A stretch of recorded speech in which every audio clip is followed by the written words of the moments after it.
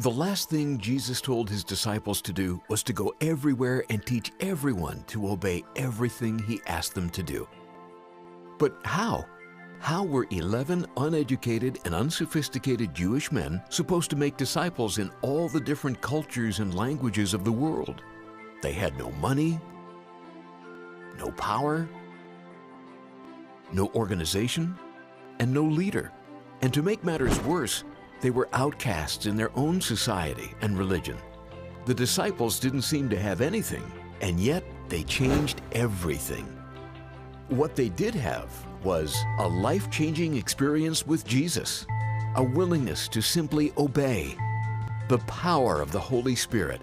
Oh yes, and lots of contacts.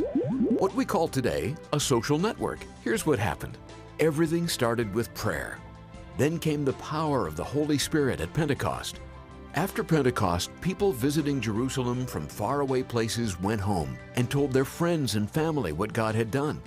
And when those people passed on what they had experienced, the good news about Jesus spread like wildfire.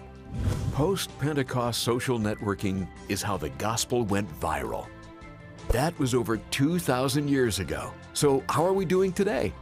There is some good news and some not so good news. The good news, the number of Christians is increasing. The not so good news, the percentage of Christians is stuck. So what's the problem? And how can we solve it?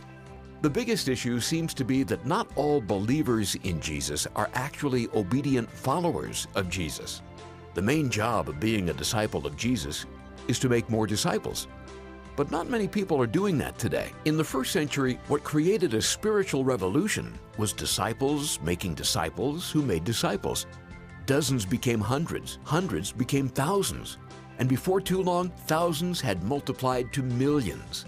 All because ordinary people simply obeyed what Jesus told them to do and taught those who responded to do the same.